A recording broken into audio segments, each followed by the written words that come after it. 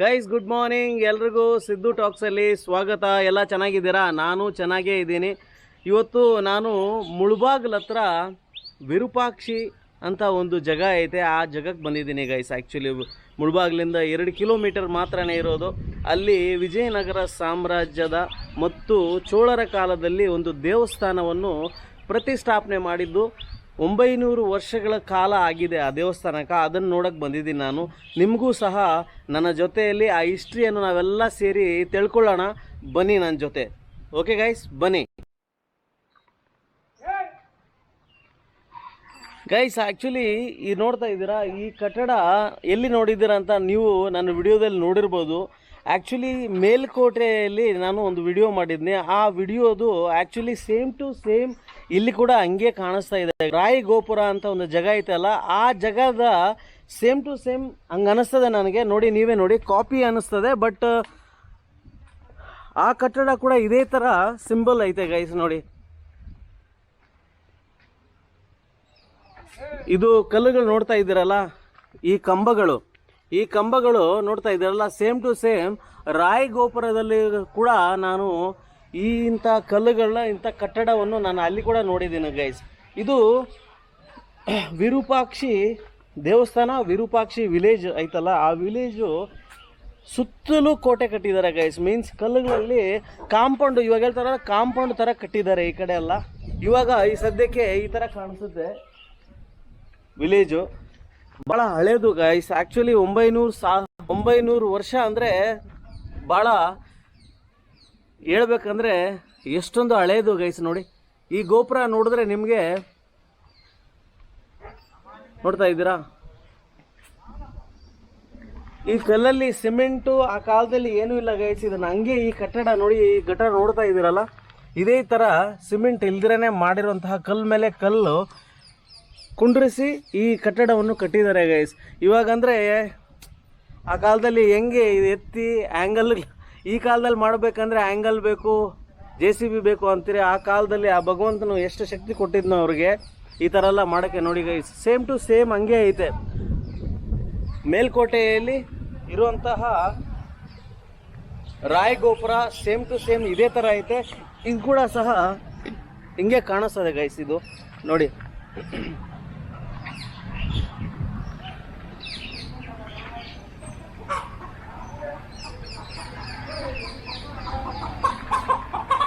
ಅಂದರೆ ಈ ಊರಿನ ಮೇನ್ ಗೇಟು 900 ವರ್ಷಗಳ ಹಿಂದೆ ಇಲ್ಲಿಂದನೇ ಬರಬೇಕಾಗ್ತಾ ಇತ್ತು. ಆಮೇಲೆ 4 ಕಡೆ ಗೋಡೆ ಥರ ಕಟ್ಟಿದ್ದಾರೆ ಗೈಸ್. ಕಲ್ಲು ಸೈಜ್ ಬಂದು, ಆ ಸೈಜನ್ನು ತೋರಿಸ್ತೀನಿ, ಕಲ್ಲು ಸೈಜ್ ಎಷ್ಟು ದೊಡ್ಡದು ಅಂತ. ಇದೆಲ್ಲ ನೋಡಿಸ್ತಾ ನಾನು ನಿಮ್ಮನ್ನು ದೇವಸ್ಥಾನ ಒಳಗಡೆ ಕೂಡ ಸಹ ನೋಡಿಸ್ತೀನಿ. ಬನ್ನಿ, ನಾವೆಲ್ಲ ಸೇರಿ ಈ ಹಿಸ್ಟ್ರಿನ ಎಂಜಾಯ್ ಮಾಡೋಣ ಗೈಸ್. ಗೈಸ್ ನೋಡ್ತಾ ಇದ್ದೀರಾ, ಕಲ್ಲಿನ ಸೈಜು ಎಷ್ಟು ದೊಡ್ಡದಾಗಿದೆ ಅಂದರೆ ನಾನು ಹೇಳೋಕ್ಕಾಗಲ್ಲ ಗೈಸ್, ಅಷ್ಟು ದೊಡ್ಡದಾಗಿದೆ. ಇದನ್ನು ಆ ಕಾಲದಲ್ಲಿ ಜನಗಳಿದ್ರಲ್ಲ ಗೈಸ್, ಆ ಜನಗಳು ಇಲ್ಲಿ ನೋಡಿ ಹತ್ತಾ ಇದ್ದೀನಿ ಮೇಲ್ಗಡೆ ನಾನು. ಆ್ಯಕ್ಚುಲಿ ಆ ಜನಗಳು ಇಲ್ಲಿ ಇದನ್ನು ಇಷ್ಟು ಸೂಪರಾಗಿ ಮಾಡಿದ್ದಾರೆ ಅಂದರೆ ನಾನು ನಿಮ್ಗೆ ಹೆಂಗೆ ಹೇಳಿ ಗೈಸ್. ನೋಡಿ, ಎಷ್ಟೊಂದು ದಪ್ಪ ಕಲ್ಲು ಕದಲಿಸಿದ್ರೆ ಕೂಡ ಕದಲಲ್ಲ ಗೈಸ್. ನೋಡ್ತಾ ಇದ್ದೀರಾ, ಮೇಲ್ಗಡೆನೇ ಹತ್ಬಿಟ್ಟಿದ್ದೀನಿ ನಾನು.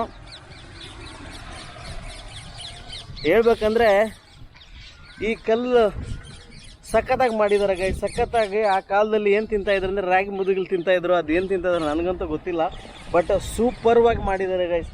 ಕಲ್ಲೇನಾದರೂ ಬಿದ್ದರೆ ಅಷ್ಟೇ ಗೋವಿಂದನೇ. ನಾನು ಮೇಲ್ಗಡೆ ಏನೋ ಹತ್ಬಿಟ್ಟಿದ್ದೀನಿ, ಇವಾಗ ಇಳಿಬೇಕು ಗೈಸ್. ಅಂದರೆ ಆ ಕಾಲದಲ್ಲಿ ಎಷ್ಟೊಂದು ಸುಂದರವಾದ ಈ ಕಟ್ಟಡವನ್ನು ಕಟ್ಟಿದ್ದಾರೆ ಅಂದರೆ ಇಲ್ಲಿ ಬಂದು ನೀವು ಅನುಭವ ತಗೋಬೇಕು ಗೈಸ್. ನೋಡಿ, ಭಾಳ ಸುಂದರವಾಗಿದೆ ಗೈಸ್. ಒಂದು ಕೋಟೆ ಕಟ್ಟಿ ಅಂದರೆ ಗೋಡೆ ಹಾಕಿ ಕಟ್ಟಬೇಕಂದ್ರೆ, ಒಂದು ಊರಿಗೆಲ್ಲ ಬೇಕಂದರೆ ಎಷ್ಟು ಕಷ್ಟ ಇರುತ್ತೆ. 1% ಸಿಮೆಂಟ್ ಕೂಡ ಹಾಕಿದೆ. ಆ ಕಾಲದಲ್ಲಿ ಸಿಮೆಂಟ್ ಇಲ್ಲ, ಮೋಸ್ಟ್ಲಿ ಮಣ್ಣಿರ್ಬೋದು ಅನ್ನಿಸ್ತದೆ. ಬಟ್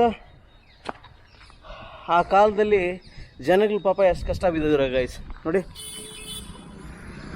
ನೋಡ್ತಾ ಇದ್ದೀರಾ, ಈ ಪೂರ್ತಿ ಇದೇ ಥರ ಕಲ್ಲುಗಳಲ್ಲಿ ಈ ವಿರೂಪಾಕ್ಷಿ ವಿಲೇಜ್ ಐತಲ್ಲ ಗೈಸ್, ಹಳ್ಳಿ, ಆ ಹಳ್ಳಿ ಸುತ್ತಲೂ ಇದೇ ಥರ ಗೋಡೆ ಐತೆ ಗೈಸ್. ಅದನ್ನು ನೋಡಿಸ್ತೀನಿ. ಬನ್ನಿ.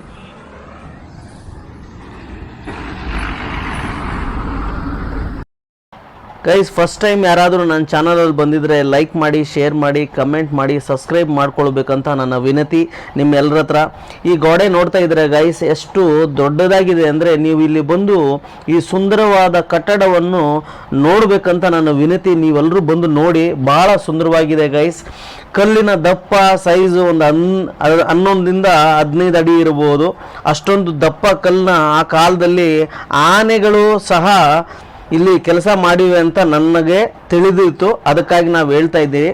ಈ ಗೋಡೆ ಸೈಜ್ ಏನಂದರೆ ಗೈಸ್, ಅಮ್ಮಮ್ಮ ಅಂದರೆ ಒಂದು 15 ಫೀಟ್ ಇರ್ಬೋದು ಗೈಸ್. ಈ ಕಟ್ಟಡ ಕಟ್ಟಿರುವುದು ವಿಜಯನಗರದ ಸಾಮ್ರಾಜ್ಯ ಮತ್ತು ಚೋಳರ ಕಾಲದಲ್ಲಿ ಇದು ಕಟ್ಟಿರುವಂತಹ ಗೋಡೆ ಗೈಸ್. ಇಲ್ಲಿ ಅನುಭವ ತಗೋಬೇಕಂದ್ರೆ ದಯವಿಟ್ಟು ಒಂದು ಸಾರಿ ವಿರೂಪಾಕ್ಷಿ ಬನ್ನಿ, ನೋಡಿ, ದೇವಸ್ಥಾನವನ್ನು ನೋಡಿ, ನಿಮಗೆ ಭಾಳ ಸಂತೋಷ ಆಗುತ್ತೆ. ಆ ಪರಮಾತ್ಮನ ದರ್ಶನ ಮಾಡಿಕೊಂಡು ನೀವೆಲ್ಲರೂ ಧನ್ಯರೂ ಆಗ್ತೀರಾ, ಅವ್ರ ಪಾವನರೂ ಆಗ್ತೀರಾ ಅಂತ ನಾನು ಇನ್ನೂ ಮುಂದೆ ಏನೈತೆ ಎಲ್ಲ ತೋರಿಸ್ತೀನಿ ನಿಮಗೆ. ಬನ್ನಿ ಗೈಸ್. ಈ ಕಟ್ಟಡ ನೋಡ್ತಾ ಇದ್ದೀರಲ್ಲ, ಈ ಕಟ್ಟಡ ಮ್ಯಾಕ್ಸಿಮಮ್ ಅಂದರೆ ಒಂದು 15 16 ಫೀಟ್ ಐತೆ ಗೈಸ್. ವಿರೂಪಾಕ್ಷಿಯಲ್ಲಿ ಒಬ್ರು ಲಕ್ಕಣ್ಣ ದಂಡೇಶ್ವರ ಅಂತ ಒಬ್ರು, ಅವ್ರನ್ನ ರಾಜಪಾಲರು ಸಹ ಕರೀತಾರೆ. ಶ್ರೀಲಂಕಾದಲ್ಲಿ ಕಪ್ಪು ಕಾಣಿಕೆ ತರುವುದರಲ್ಲಿ ಅವ್ರದ್ದು ಒಂದು ವಿಜಯನಗರದ ಸಾಮ್ರಾಜ್ಯದಲ್ಲಿ ಅವರು ಕೆಲಸ ಮಾಡ್ತಾ ಇದ್ರು ಅಂತ ಹೇಳ್ತಾರೆ. ಅಂದರೆ ರಾಜರ ಕೆಳಗಡೆ ಅವರು ಕೆಲಸ ಮಾಡ್ತಾ ಇದ್ರು. ಇಲ್ಲಿ ನನಗೆ ಕೇಳ್ಪಟ್ಟಂಗೆ ಏನಂದರೆ ಹಿಸ್ಟ್ರಿ, ಈ ದೇವಸ್ಥಾನನ ನಿರ್ಮಾಣ ಅವರೇ ಮಾಡಿದ್ದು. ಅಂದರೆ ವಿಜಯನಗರದ ಸಾಮ್ರಾಜ್ಯದಲ್ಲಿ ಮತ್ತು ಚೋಳರ ಕಾಲದಲ್ಲಿ ಇಬ್ಬರು ಸೇರಿ ಇದೆಲ್ಲ ಮಾಡಿರೋದು. ಅಂದರೆ ಮೇಯ್ನು ಏನಂದರೆ ಲಕ್ಕಣ್ಣ ದಂಡೇಶ್ವರ ಅವರು ಜಾಸ್ತಿ ಇಲ್ಲಿ ಹುಟ್ಟಿ ಬೆಳೆದಿದ್ದಕ್ಕಾಗಿ ಅವರು ಇದನ್ನು ನಿರ್ಮಾಣ ಮಾಡಿದಂಥ ಸಾಕ್ಷ್ಯ ಆಧಾರಗಳು ಕೂಡ ಇಲ್ಲಿ ಇವೆ ಅಂತ ಹೇಳ್ತಾರೆ ಗೈಸ್. ಇದರ ಹಿಸ್ಟ್ರಿ ಅಂದರೆ ಅದೇ ಚೋಳರ ಕಾಲದಲ್ಲಿ ಆ್ಯಕ್ಚುಲಿ ಗೈಸ್ ಭಾಳ ಅದ್ಭುತವಾದ ದೇವಸ್ಥಾನ ಕಟ್ಟಿದ್ದಾರೆ.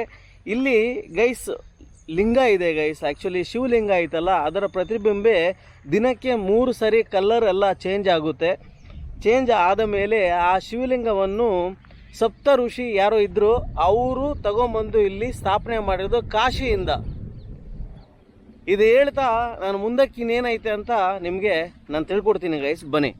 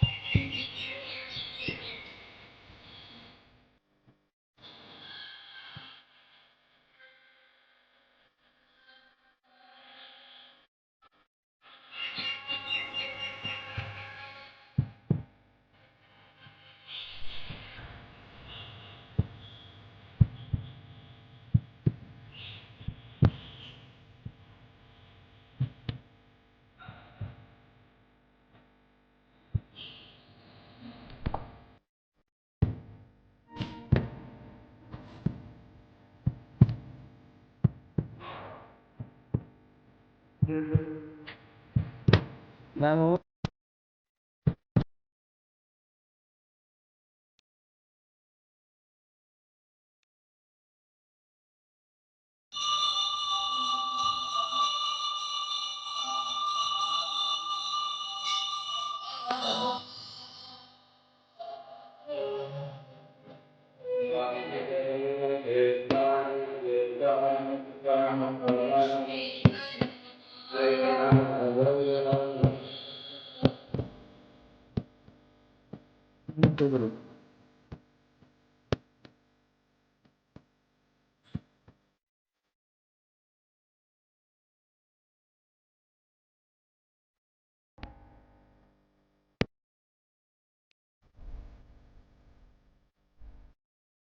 ಗೈಸ್, ನಾನು ದೇವಸ್ಥಾನದ ಒಳಗಡೆ ಬಂದಿದ್ದೀನಿ. ವಿರೂಪಾಕ್ಷಿ ದೇವಸ್ಥಾನದ ಒಳಗಡೆ ಬಂದಿದ್ದೀನಿ.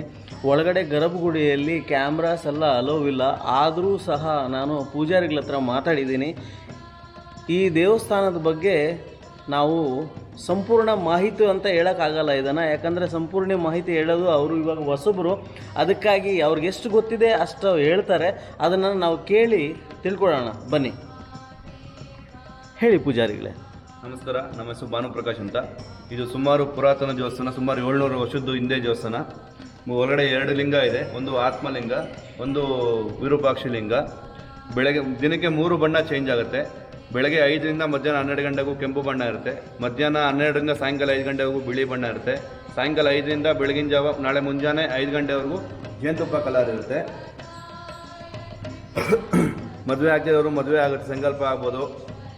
ಮಕ್ಕಳಾಗ್ತಿದ್ರೆ ಮಕ್ಕಳು ಬಂದು ಸಂಕಲ್ಪ ಮಾಡ್ಕೊಬೋದು. ತುಂಬ ಪವರ್ಫುಲ್ ದೇವಸ್ಥಾನ ಇದು. ಒಂದು ಬಾಕ್ಸು ಇದೆ, ಇಲ್ಲಿ ಸ್ಕ್ವೇರ್ ಟೈಪ್ ಬಾಕ್ಸ್ ಇದೆ. ಅಲ್ಲಿ ಬಂದು ನೀವು ಸಂಕಲ್ಪ ತೊಗೊಂಡ್ರೆ ನಿಮ್ಗೆ ಏನೇ ಕಷ್ಟಗಳಿದೆಯೋ ಎಲ್ಲ ನೆರವೇರುತ್ತೆ. ಜಮೀನು ಪ್ರಾಬ್ಲಮ್ ಇರ್ಬೋದು, ಕೋರ್ಟ್ ಕೇಸ್ ಇರ್ಬೋದು, ದುಡ್ಡಿನ ವ್ಯವಹಾರ ಇರ್ಬೋದು, ಯಾವುದೇ ಇದ್ರೂ ನೆರವೇರುತ್ತೆ. ಬಗಳಮುಖಿ ಅಂತ ದೇವಸ್ಥಾನ ಇದೆ. ಶಂಕು, ಚಕ್ರ, ತ್ರಿಶೂಲ, ಖಡ್ಗ, ಸಿಂಹ ಮೇಲೆ ಆ ಕಡೆ ಕಾಲಕ್ಕೆ ಕೂತ್ಕೊಂಡಿರೋದು ಬಗಳಮುಖಿ ಅಂತ. ಇಲ್ಲಿ ಬಿಟ್ಟರೆ ನಿಮಗೆ ಹಿಮಾಚಲ ಪ್ರದೇಶದಲ್ಲಿ ಮಾತ್ರ ಸಿಗೋದು. ಇಲ್ಲಿ ಬಿಟ್ಟರೆ ಇನ್ನೆಲ್ಲೂ ಇಲ್ಲ. ತುಂಬ ಪವರ್ಫುಲ್ ದೇವಸ್ಥಾನ ಇದು. ಇದು ಎಷ್ಟು ವರ್ಷಗಳಂತ ಹೇಳಿದ್ರಿ? 700 ವರ್ಷ. 700 ವರ್ಷದ ಇತಿಹಾಸ ಐತೆ ಈ ದೇವಸ್ಥಾನ. ಭಕ್ತಾದಿಗಳೆಲ್ಲ ಬರ್ತಾರೆ, ಜಾಸ್ತಿ ಜನ ಬರ್ತಾರೆ. ಇಲ್ಲಿ ವಿಶೇಷತೆ ಏನಾದರೂ ನಡೆಯುತ್ತಾ? ಮಹಾಶಿವರಾತ್ರಿ ದಿವಸ ಜಾತ್ರೆ ನಡೆಯುತ್ತೆ. ಸೂರ್ಯನ ಕಿರಣ ಮಹಾಶಿವರಾತ್ರಿ ದಿವಸ ಬೆಳಗಿನ ಜಾವ 6 ರಿಂದ 7 ಗಂಟೆವರೆಗೂ ಸೂರ್ಯನ ಕಿರಣಗಳು ಆತ್ಮಲಿಂಗ ಮೇಲೆ ಬೀಳುತ್ತೆ. ನೋಡ್ಬೋದು, ಜನಗಳು ಭಕ್ತಾದಿಗಳು ನೋಡ್ಬೋದು ಅಲ್ಲ? ನೋಡ್ಬೋದು. ಇನ್ನು ಆ ಕಡೆ ಏನು ದೇವಸ್ಥಾನ ಇದೆ ಅಂತ ಹೇಳಿದ್ರಲ್ಲ ನೀವು? ಅದು ಕ್ಲೋಸ್ ಆಗಿದೆ. ಹೌದಾ? ಕ್ಲೋಸ್ ಆಗಿದೆ. ಆಯಿತು, ಧನ್ಯವಾದ ಪೂಜಾರಿಗಳೇ ನಿಮಗೆ. Thank you. ಗೈಸ್, ದೇವಸ್ಥಾನದ ಹಿಂಭಾಗದಲ್ಲಿ ನಾಗರ ಕಲ್ಲುಗಳು ಸಹ ಇಲ್ಲಿವೆ. ವಿಜಯನಗರದ ಸಾಮ್ರಾಜ್ಯದಿಂದ ನಾಗರ ಕಲ್ಲುಗಳನ್ನು ಇಲ್ಲಿ ಸ್ಥಾಪನೆ ಮಾಡಿರೋದು 900 ವರ್ಷಗಳಾಗಿದೆ. ಇಲ್ಲಿ ಸರ್ಪದೋಷ ನಿವಾರಣೆ 100% ಆಗುತ್ತೆ ಅಂತ ಪೂಜಾರಿಗಳು ಹೇಳ್ತಾರೆ. ಇಲ್ಲಿ ಇತಿಹಾಸನೇ ಹೇಳ್ತದೆ ಗೈಸ್. ಇಲ್ಲಿ ಜನಗಳು ಬರ್ತಾರೆ, ಅವ್ರಿಗೂ ಗೊತ್ತು. ಇಲ್ಲಿ ನಿಮ್ಮ ಸರ್ಪದೋಷ ಇದ್ದರೆ ಖಂಡಿತವಾಗಿ ನೀವು ಪೂಜೆ ಮಾಡಿ ಇಲ್ಲಿ ಬಂದು ನಿಮ್ಮ ಸರ್ಪದೋಷ ನಿವಾರಣೆ ಖಂಡಿತವಾಗೂ ఆగుతే. నాకే 60 ఏళ్ళకి నేను డ్యూటీ చేస్తాను. మేము వాద్యగాళ్ళు వాంచేవాళ్ళు. మంచి మంచి మినిస్టర్లు అంతా వచ్చి ఎవరు విశేష కాలేదు. ముత్తుకృష్ణ అమలుదారులు అని ఒక ఆయన వచ్చేసిండే. సంగీతం బాగా తెలిసినోడు ఆయన. వీళ్ళ తాత ఉండే, స్వామి ఉండే. వీళ్ళ తాత మంచి తెలిసినోడు, తెలిసినోడు. మంగళారతి అవుతా ఉంటే సరిగా వాంచుతా ఉండే. అంశధ్వని రాగు మంచాల తొలిగా అయ్యప్పకి, ఈశ్వరుడికి మానవ జలం సృష్టి చేసిండేవాడు ఆయన. తోడు ఎందరో మహానుభావులు నేనే చెప్తాను. విష్ణు, ఈశ్వర, బ్రహ్మ ముగ్గురు మానవ జలము సృష్టి చేసినవాడు. ఆయనకి సంగీతం తెలుసు. ఓ నిషిండే నిలుసా సాకు అప్సార భాస్తే నేను అని రేకృష్ణుడు. ఒక 50-60 జనం ఉన్నారు మినిస్టర్లు, చైర్మన్లు, నంబర్లు. కుయకు మనలేదన్నాక సరే అన్నాక మేము బాగా అనిసాటు మా గురువు అంతా ఈడే ఉండాలి అన్నాక అందుని అడిగి ఎవరు ఒప్పుకోలేదు. సంబంధం లేదు. 25 ఎకరాల నుండి చెప్పది. అది ఇందిరాగాంధీ కాలంలో అవి మిషిష అంతా వాళ్ళు 30 రూపాయలు ఇస్తాంట పిండికి. ఏమే 3 దినాలు రాస్తే 30 రూపాయలు. సాకేది సంసారం చేయలేదు అన్నాక ఒప్పుకొని ఇప్పుడు ఉన్నాడు. 12 రాగాలు అడుగుతారు. ఈశ్వరునికి, బ్రహ్మకి, పార్వతీదేవికి, సరస్వతికి, వెంకటరమణ స్వామికి, కృష్ణ పరమాత్మకి ఇవంతా వాళ్ళ బుక్లో ఉంటాయి. ಭಾರತ ರಾಮಾಯಣ ಚಂದ್ರನೋಡು కదా. ಇವಾಗ ಇಲ್ಲಿ ನೀವು ಪರ್ಮನೆಂಟ್ ಆಗಿ ಕೆಲಸ ಮಾಡ್ತಾ ಇದ್ದೀರಾ? ಅವಂತ ಬರ್ತೀವಿ, ಅದು ಪರ್ಮನೆಂಟ್ ಸೇರ್ತೀವಿ.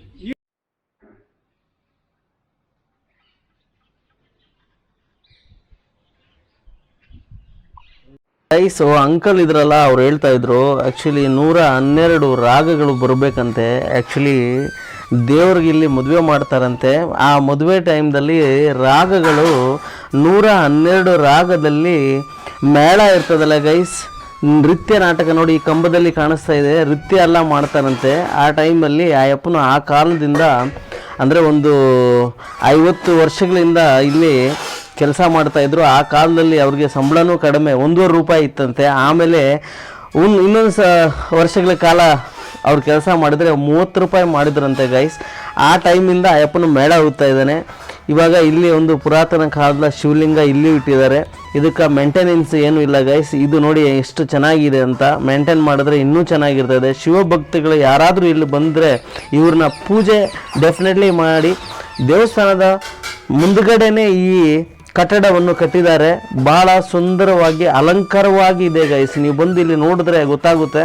ನೋಡಿ, ನಾವು ಹೇಳ್ಬೇಕಂದ್ರೆ ವ್ಯಾಯಾಮ, ಮೆಡಿಟೇಷನ್, ಯೋಗ ಕಲೀರಿ ಅಂತ ಎಷ್ಟು ಕಂಬಗಳವೆಲ್ಲ ಗೈಸ್. ಆ ಕಂಬಗಳ ಮೇಲೆ ಎಲ್ಲ ಇದೇ ಬರೆದಿದ್ದಾರೆ, ಯೋಗ ಮಾಡಿ, ಯೋಗ ಕಲೀರಿ.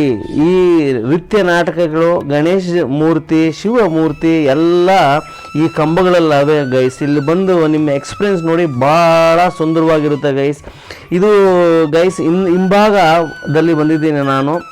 ಇವಾಗೇನೋ ಇಲ್ಲಿ ರೆಡಿ ಮಾಡ್ತಾ ಇದ್ದಾರೆ, ಅಂದರೆ ಗೌರ್ಮೆಂಟ್ ಏನೋ ಮಾಡಿಸ್ತಾ ಇದೆ ಅಂತ ತಿಳಿತು.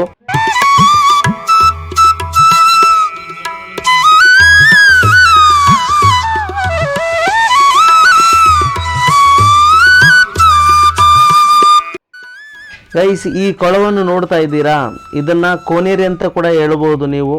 ಶುದ್ಧ ಮನಸ್ಸಿಂದ ಬಂದು ಇಲ್ಲಿ ಸ್ನಾನ ಮಾಡಿಕೊಂಡು ಆ ಶಿವಪ್ಪನ ಪೂಜೆ ಮಾಡಿದ್ರೆ ನಿಮಗೆ ನಿಮ್ಮ ಮನಸ್ಸಲ್ಲಿ ಏನಾದರೂ ಇರಲಿ ಅದು ಪೂರ್ತಿ 100% ಆಗುತ್ತೆ ಗೈಸ್. ಇಲ್ಲಿ ಈ ಕೊಳ ಎಂಥ ಚಮತ್ಕಾರಿ ಕೊಳ ಅಂದರೆ ಆ್ಯಕ್ಚುಲಿ ಗೈಸ್, ಈ ಭೂಮಿಯಿಂದ ಬರುವಂತಹ ನೀರು. ಇದನ್ನು ಒಂದು ಸಾರಿ ಖಾಲಿ ಕೂಡ ಮಾಡಬೇಕಂತ ಜನಗಳು ಇಲ್ಲಿರೋರು ಹೇಳಿದ್ರು ನನಗೆ. ಆ್ಯಕ್ಚುಲಿ ಖಾಲಿ ಮಾಡಬೇಕು ಅಂತ ಪ್ರಯತ್ನ ಪಟ್ಟರೂ ಕೂಡ ನೀರು ಬಂದೇ ಬಿಡುತ್ತೆ.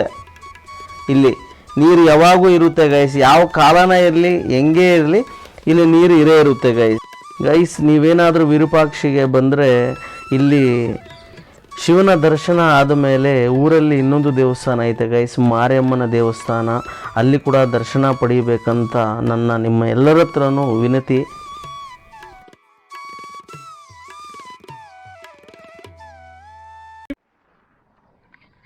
ಗೈಸ್, ಈಗ ನಾನು ದೇವಸ್ಥಾನದಿಂದ ಆಚೆ ಕಡೆ ಬಂದುಬಿಟ್ಟಿದ್ದೀನಿ.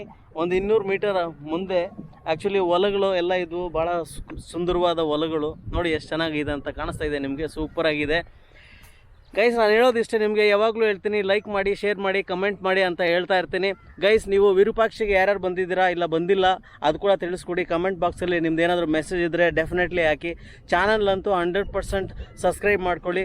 ಈ ವಿಡಿಯೋನ ನೋಡಿದ್ಮೇಲೆ ಡೆಫಿನೆಟ್ಲಿ ಸಬ್ಸ್ಕ್ರೈಬ್ ಮಾಡ್ಕೊಳ್ಳಿ ಅಂತ ಹೇಳ್ತಾ, ವಿರೂಪಾಕ್ಷಿಗೆ ಬಂದು ನೀವು ಆ ಶಿವನ ದರ್ಶನ ಮಾಡಬೇಕು ಅಂತ ನನ್ನ ವಿನತಿ. ನೀವೆಲ್ಲರೂ ಚೆನ್ನಾಗಿರಲಿ ಅಂತ ಈ ಬ್ಲಾಗ್ನ ನಾನು ಇಲ್ಲೇ ಮುಗಿಸ್ತಾ ಇದ್ದೀನಿ ಗೈಸ್. ದೇವ್ರು ಎಲ್ರಿಗೂ ಒಳ್ಳೇದು ಮಾಡಲಿ, ನನಗೂ ಸಹ ಒಳ್ಳೇದು ಮಾಡಲಿ ಅಂತ ಹೇಳ್ತಾ, ನಾನು ನೆಕ್ಸ್ಟ್ ಬ್ಲಾಗಲ್ಲಿ ನಿಮ್ಗೆಲ್ರಿಗೂ ಒಂದು ಹೊಸ ವಿಡಿಯೋದಲ್ಲಿ ಸಿಗ್ತೀನಿ ಅಂತ ಹೇಳ್ತಾ, ಜೈ Karnataka and take care. Bye bye guys.